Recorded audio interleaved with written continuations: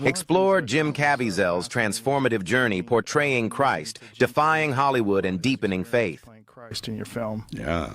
That it just truly changed the course of his whole life. Well, it was fascinating to watch him work, actually.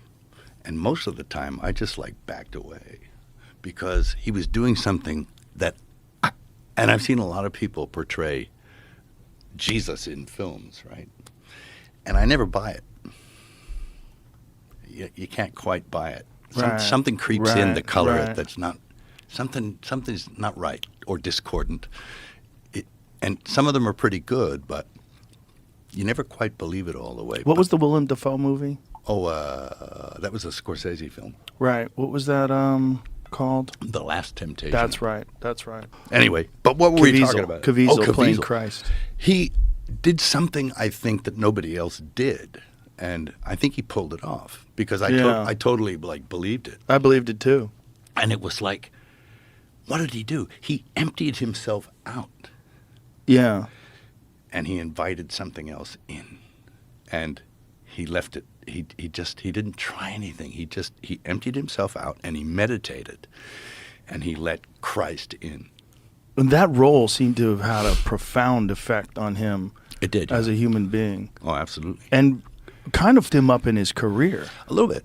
Yeah. Because people associated him entirely with that film, and then they associated him with Christianity, and then they associated him with right-wing politics, and yeah. And then, he got sidetracked by a few guys. I mean, there's some people out there who they get in your ear, and it's like Cassius, talking to Bruce. Right. And they get you up to make a speech somewhere, and next thing you know, it's people throwing eggs at you. And it's and you wonder, should I even be saying this? And so he stepped on a bunch of landmines. But, it did have a profound effect on him. But I think he was already mostly there anyway. And I noticed that because when I was trying to cast it, I thought, who could play this? And I saw the opening shot from Terry Malick's film, which was The Thin Red Line. And it was just a big close-up of Caviezel. And there was something otherworldly and childlike going on there in the close-up. And I thought, who's that guy? He's amazing. Of course, you couldn't keep the blue eyes. You had to trade him out. So I changed the color of his eyes to brown and all that stuff, so it looked like he came from the region. Right. But amazing. What he already had a quality, an ethereal kind of otherworldliness, space cadet quality. Yeah. And he's still kind of like that. He's still like, wow. I wish I had met him, or I haven't met him still, but I wish I'd seen him before and then after. To see what did that role change him? Because it seemed to have strengthened his faith. Sure, it did. Yeah. He got in real tight with it, and I think he had some experiences while he was doing it. He suffered a little, and didn't he get struck by lightning? Well, there's 2 times there was these lightning strikes happening on the set, and there was this guy with him. He was a young fella, one of the assistants on the film. His name was Jan, and old Jan was he's 6'2", Italian, northern Italian guy. If he tripped in the street, women would slide under him. It was that kind of stuff. The guy was like a babe magnet, right? And I think he was taking full advantage of the gifts he had, but he got hit by lightning the first time. Getting people, we were out on the hill and there was a lightning storm, with the crosses and stuff. Oh Jesus! And this guy called Gieppo, he was a grip, and he never spoke a word to me the whole time. He's just a quiet kind of guy. And I figured, he doesn't know English, so, But he came up to me, and in perfect English, he said, I think you should get all the people off the hill. We could be struck by lightning. And I thought, that's a good idea. Let's get off the hill. So we're moving off the hill. Everybody's getting off.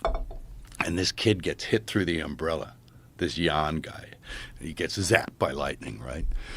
But he's 22, and he goes to the disco all night and dance. He's doing the whole, 22 experience. And he comes back the next day, and he's like, yeah, it was great.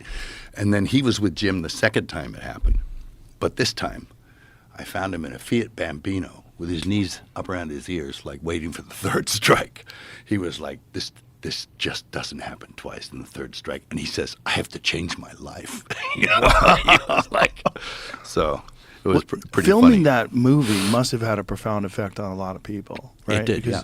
Because you were doing something that wasn't just a film. It was Yeah, verite kind of. Yeah. And it was strengthening people's faith.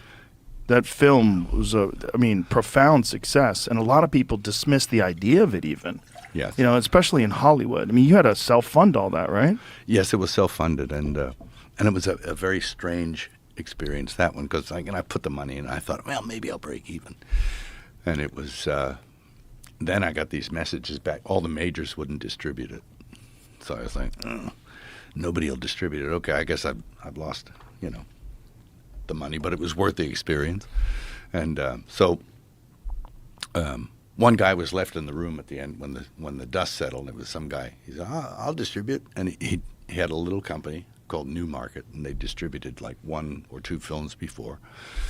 And I think it was a Charlize Theron movie called A Monster, about that horrible serial killer. Yeah. And he said, I'll do it. And, it was just really basics. I went and I met the exhibitors. And, and this guy was like the distributor. This little company, it was just him and a toothless dog and a fax and an assistant. And it was like, okay, what's all the smoke and mirrors about this between the distribution and exhibition? I made handshake deals with all the exhibitors. Yeah, we'll show this. I said, okay. And then we put it out there. And it went out. Nobody expected it to do much, but it did phenomenally well. And there was this kind of thing in the town. They said, did anyone just see that? Anyone just see what that guy did? Can't let that guy do that again. And we don't want anyone doing that, because it sort of walked around the entire system. Yes. And scored. Right. So there was 2 things. There was resistance to the Christianity aspect of it and promotion of Christianity. Mm-hmm. And then there was resistance to the fact that you went outside the system. It was outside. Well, I had no alternative. Right. Because no major would back it. Because of the Christianity aspect of it. I guess, yeah. Yeah. Well, Rupert Murdoch said, he wanted to. And then he said, nah. And then somebody advised him and said he'd be out of business in 5 years. Rupert Murdoch. Wow.